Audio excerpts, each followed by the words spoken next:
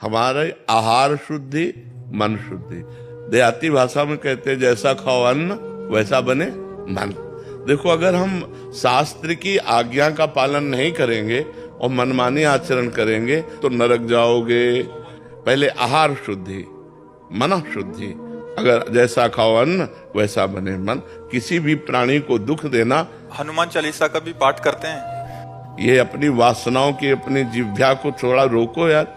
शराब पीते हो, मांस खाते हो, अंडा खाते हो, इस तरह के व्यवहार करते हो और हनुमान जी और शंकर ये ऐसे प्रसन्न हो जाएंगे, ऐसे काम बन जाएगा? कुछ नहीं बन जाएगा। अवश्य में भोक्तव्यम कृतम कर्म शुभाशुभम। जो तुम कर्म करोगे तुम्हें भोगना पड़ेगा। चाहे मुर्गा हो, चाहे बकरा हो, सब जीव अपने प्राण बचाना चाहते हैं। सब जीव, तुम उनको काट कर खाओगे, वो भोगना पड़ेगा। राम जी के रूप में भगवान ने यदि बाली के चरण में बाण मारा तो भगवान श्री कृष्ण के चरण में व्याध के रूप में उसने बाण मारा। देखो ना, लीला देखो। भगवान ने अंतिम अपनी लीला, जो श्री कृष्ण लीला है, वो यहां संपन्न की कि भगवान के चरण में व्याध जो है बाण मार रहा है। अब आप विचार करो, जब वो सरकार समर्थ होते हुए भी अपने लीला का लीला दर्शन कराते हैं। श्रवण कुमार के वध का संयोग बन गया दशरथ जी के हाथ से, शब्द वेदी बाण मार दिया। तो देखो, उनका जो कर्म था वो तड़प तड़प के अपने पुत्र भगवान राम के वियोग में प्राण त्यागना पड़ा कि नहीं पड़ा? भगवान उसको मिटा सकते थे, लेकिन भगवान नहीं मिटाते। अवश्य में भोक्तव्यम, गीता जी में कहा है। इसलिए हमारी प्रार्थना है कि तमोगुणी भोजन का त्याग करो, सात्विक भोजन और संयम से रहोगे तो तुम में जो बल आएगा वो एक महान पवित्र बल होगा।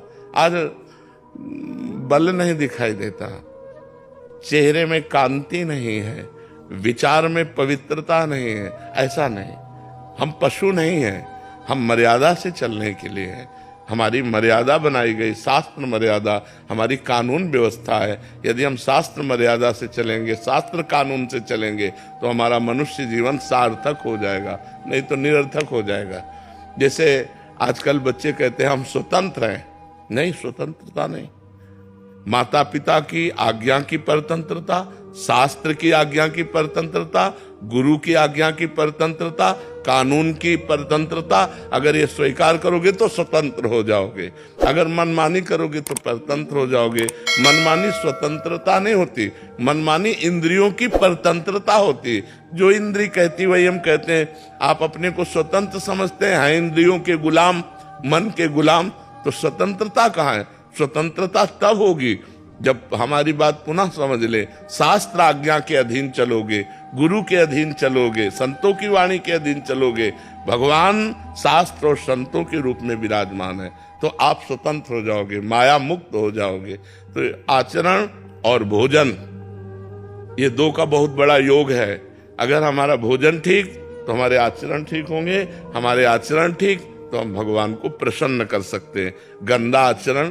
अभी कल परसों एक प्रश्न आया था कि गांव देहात में महाराज जी क्या है कि छोटे छोटे देवी जी के मंदिर हैं और गांव में किसी के घर में बच्चा हो रहा है या शादी हो रही है तो महाराज जी बकरा लेके और फिर उसका वो करते हैं, बलि देते हैं। फिर महाराज जी फिर पूरे गांव वाले आते हैं, फिर पूरा मांस वो करते हैं। मंदिर भी जा रहे हैं महाराज जी, देवी की आराधना भी कर रहे हैं। ये सब ये आसुरी वृत्ति है, इससे भगवत प्रसन्नता नहीं होती। हम सबको ये बताना चाहते हैं, जगदम्बा को जगत जननी कहते हो तो बकरे की भी माँ है। जगत जननी है ना, माँ अपने पुत्र की बलि से प्रसन्न कैसे हो सकती है? हमें तो नहीं समझ में आता। और जब वो जगत जननी है तो बकरे की भी माँ है, वो भैंसे की भी माँ है, वो गाय की भी माँ है। वो माँ जो जगत माता है वो अपने पुत्रों की बलि से प्रसन्न कैसे हो सकती है? अगर वो प्रसन्न होती तो तुम्हारा मंगल हो जाता। किसका मंगल हुआ बकरे की बलि चढ़ाकर? हमें बताओ। देवी अप्रसन्न हो जाएंगी अगर नहीं किया ऐसा, तो महाराज जी ये भी माने। अरे अगर वो अपने स्वरूप में आ जाए तो सबको चाट जाए उनको। वो तो महाकाली है, महाकाल स्वरूप भी है। तो वो दुष्टों का संहार करने के लिए रूप माता जी ने धारण किया। वो दुष्टों का खून पिया, जो संसार के पवित्र जीवन जीने वालों के लिए वो मृत्यु काल रूप थे। जैसे महिषासुर, शुम्भ निशुम्भ, रक्त बीज, माताजी ने इनका श्रृंगार किया। इन बकरी बकरों का थोड़ी श्रृंगार करने से माताजी प्रसन्न हो जाती है। ये तो मूर्खता है, कोरी मूर्खता है। कभी माताजी प्रसन्न नहीं होती। हमें लगता है कभी ऐसे कार्य नहीं करने चाहिए और ये सोचो कि माँ प्रसन्न हो जाएंगी, मुझे ऐसा नहीं लगता। माँ ऐसे नहीं, कुपुत्रो जायते क्वचिदपि कुमाता न भवति। माताजी तो तब प्रसन्न होंगी जब सब पर दया करने लगो, सबको सुख पहुंचाओ, नाम जप करो, अच्छे आचरण करो, तो जगदम्बा प्रसन्न हो जाएगी। अगर फिर से उनको प्रसन्न करना है महाराज जी, और ये प्रथा चली है, और जैसे किसी के घर में पुत्र देखो शास्त्र में विधान है, नारियल की बलि, नींबू की बलि, इनकी बलि सात्विक बलि दे।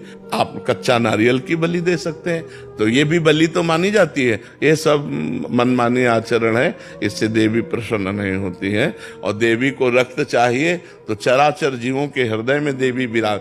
देवी प्रपन्नार्थ हरे प्रसीद प्रसीद मातर जगतोखिलस्य प्रसीद विश्वेश्वरी पाहि विश्वम त्वमीश्वरी देवी चराचरस्य। त्वमीश्वरी देवी चराचर से, वो चर अचर की ईश्वरी है। उनको किसी के खून की जरूरत है? माँ को किसी की खून की जरूरत है? अरे माँ तो अपने खून को दूध बनाकर अपने बच्चों का पालन करती है। माँ शब्द कितना महान है, वो अपने शरीर के रक्त को दुग्ध में परिवर्तित करके अपने बेटे का पालन करती है। वो दूसरों का रक्तपान कैसे कर सकती है? ये दुष्टों के रक्तपान किए माताजी ने, जो समाज के लिए कलंक थे, जो समाज का द्रोह करके समाज को नष्ट करने में लगे थे। ऐसे राक्षसों को माताजी ने मारा है। शुंभ निशुंभ, रक्त बीज, महिषासुर। ऐसे नहीं है कि गलत सिद्धांत से न चले, नहीं तो नरक की प्राप्ति होगी। महाराज जी, आज जैसे आप कहते हैं कि भजन मार्ग, अभी तामसिक भोजन भी हो रहा है महाराज जी, फिर हम वही बात कर रहे हैं, और उसके साथ भक्ति भी। भक्ति का उद्देश्य है कि प्रभु का अगर हम पास जाएंगे या सोमवार को या मंगलवार को हम प्रभु के आगे हमारी कामनाओं की पूर्ति। महाराज जी, अगर उद्देश्य भगवत प्राप्ति हो, फिर तो महाराज जी उस उद्देश्य ही पता नहीं है। हाँ, लेकिन हम कह रहे हैं कि अगर हमें कामना की भी पूर्ति चाहिए तो हमको गलत आचरण छोड़ने पड़ेंगे, क्योंकि हम जो कामना की पूर्ति चाहते हैं उसमें पाप आचरण बाधा पहुंचाएंगे।